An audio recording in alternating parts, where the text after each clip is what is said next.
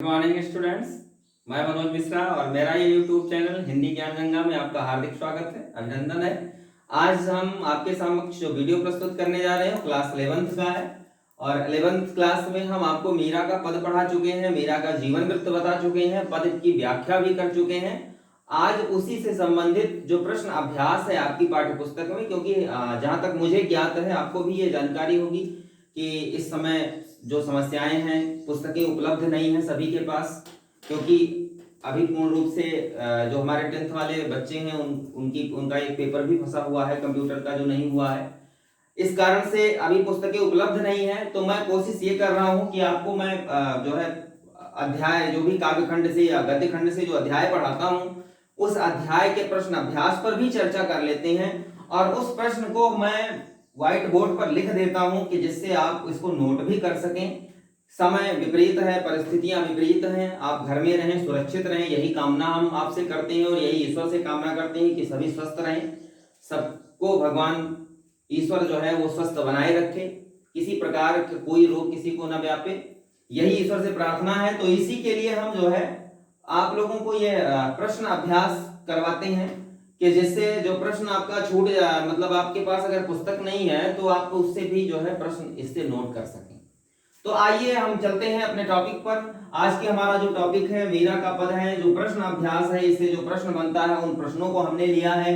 पहला प्रश्न है आपका कि मीरा कृष्ण की उपासना किस रूप में करती हैं और वह रूप कैसा है।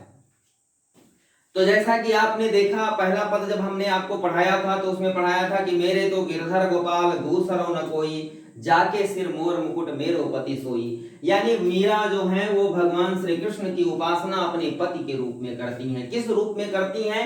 पति के रूप में करती हैं। और उनका जो स्वरूप है वह रूप कैसा है, अगला उत्तर है कि वह रूप कैसा है। तो भगवान श्री कृष्ण का जो वो वसुदेव का जो वो रूप है वो मनमोहक है, अत्यधिक सुंदर है, क्योंकि उनके सर पर मोर का मुकुट विराजमान है और गले में वैजंती की माला धारण करते हैं, पीला वस्त्र धारण करते हैं। आपने सुना भी होगा कि एक बार एक प्रसंग आया था, 9th में आपने पढ़ा होगा, उसमें लिखा था कि मोर पखा सिर ऊपर राखी हो गुंज की माल गले पहिरोंगी, ओढ़ा पीतांबर लय लकुटी बन गोधन ग्वारन संग फिरोंगी।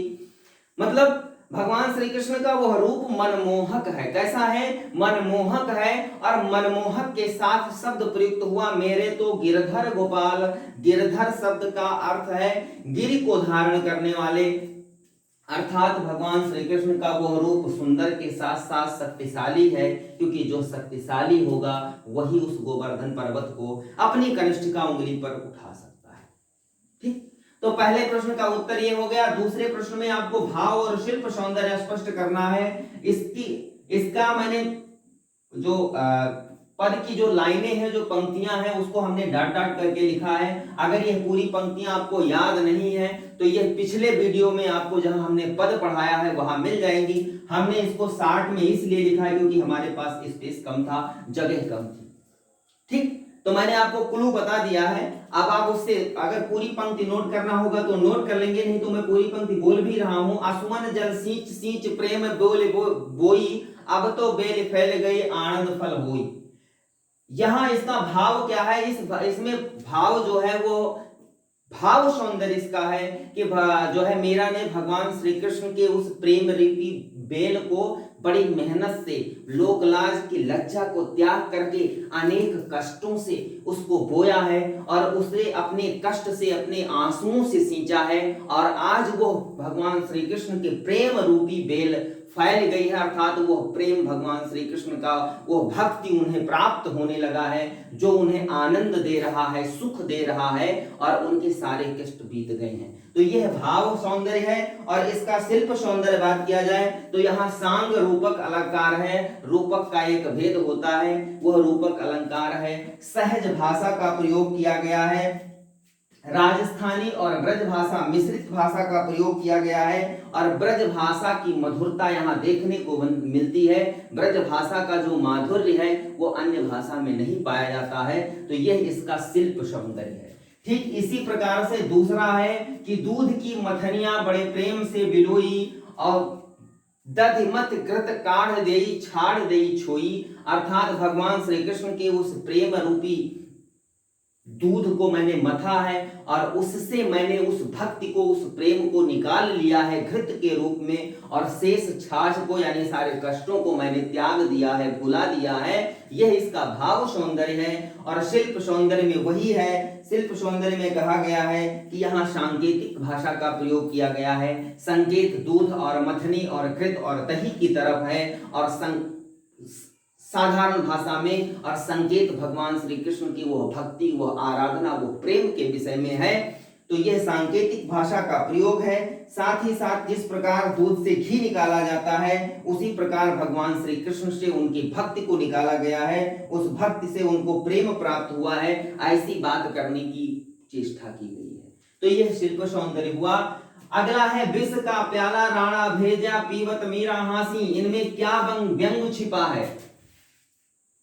तो यह लाइन है कि विष का प्याला राणा भेजा पीवत मीरा हासी, अर्थात जब राणा सांगा ने मीरा के लिए विष का प्याला भेजा तो मीरा ने उसको हंसते हंसते पी लिया।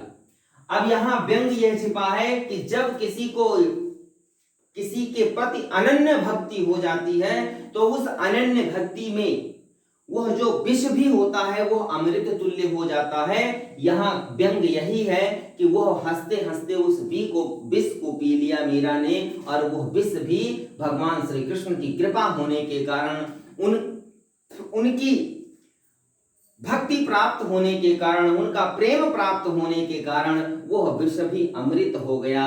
और कहा भी गया है कि जो विष देत बुलाय प्रेम सहित मरबों भलों, कहा अगर प्रेम से कोई विष भी दे तो पी लेना चाहिए, प्रेम से मरना स्वीकार होता है। ऐसा ही मीरा ने किया, और मीरा ने वो विष का प्याला हंसते हंसते भगवान श्री कृष्ण को अपने हृदय में रख करके पी लिया। और वो विष, ऐसा माना जाता है कि जब मीरा विष पी रही थी तो उस समय उनके कंठ में भगवान भोलेनाथ, भगवान विष्णु यानी शिव, भगवान श्री कृष्ण के आदेश पर भगवान शंकर एक बार पुनः उनके गले में विराजमान हुए और उस सारे विष को पी लिया। जैसे सागर मंथन के समय भगवान शिव ने विष पिया था, तभी से उनका नाम नीलकंठ हो गया, क्योंकि सारे विष को उन्होंने अपने गले में रोक लिया था और इसीलिए उनका नाम हो गया नीलकंठ, अर्थात नीला गला है, जिसका आपने सुना होगा, बहुव्रीहि समास है इसमें। तो कहा कि व्यंग यह छिपा है कि उसको हंसते हंसते स्वीकार कर लिया और अमृत समझकर पी लिया, और वो विष भी अमृत हो गया, यही व्यंग है। अगला है मीरा जगत को देखकर रोती क्यों है? जगत को देख करके मीरा रोती इसलिए है क्योंकि भगवान श्री कृष्ण के प्रति उनकी भक्ति को यह संसार नहीं समझता। यह संसार उन्हें अनेक प्रकार के ताने देते आया है। हर लोग, कुटुंब के लोग, परिवार के लोग, समाज के लोग, सभी मीरा को उपहास का पात्र बना रहे थे। जब उनके पति की मृत्यु हो गई तो उनको सती के लिए जो है प्रेरित किया गया कि तुम भी पति के साथ सती हो जाओ। ऐसा उन्होंने नहीं किया। अनेक प्रकार की यातनाएं झेलनी पड़ी भगवान श्री कृष्ण के प्रति, भगवान वासुदेव के प्रति। उनके भक्ति को, उनके प्रेम को किसी ने नहीं समझा। इसीलिए मीरा संसार के लोगों को देखकर रोती है। उन्हें देख करके रोना आता है क्योंकि उन्हें संसार के लोगों को अभी ईश्वर का या भक्ति का वो ज्ञान, वो भक्ति का वो स्नेह, वो प्रेम नहीं पता है। उसका उन्हें बिल्कुल अंदाजा नहीं है कि किसी के प्रति अगर गहरी प्रीति हो जाए, गहरा प्रेम हो जाए, गहरी भक्ति हो जाए तो उसका परिणाम क्या होता है, यह नहीं मालूम है। नेक्स्ट प्रश्न है आपका कि ये प्रश्न मैंने अपने तरफ से जोड़ा है कि दोनों पदों का संदर्भ सहित भावार्थ लिखना है।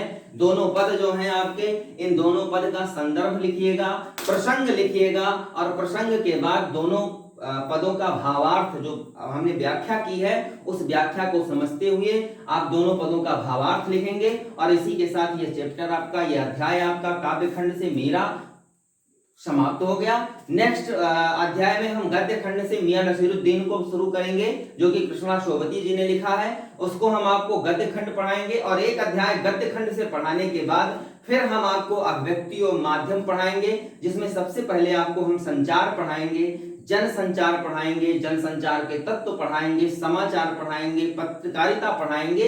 यानी हम उसमें अभिव्यक्ति और माध्यम से जो आप में ऐच्छिक विषय आपका है वो पहला चैप्टर शुरू करवाएंगे। तब तक के लिए धन्यवाद। Thank you.